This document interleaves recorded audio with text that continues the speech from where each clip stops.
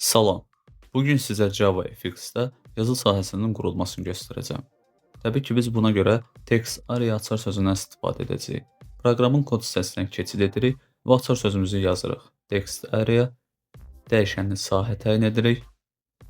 Bərabərdir new text area.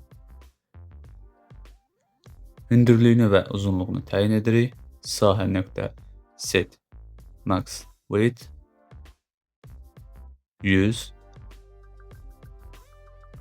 Sahə nöqtə set max height 100. İndi border pane, yəni panelimizi qururuq. Border pane bərabərdir new border pane.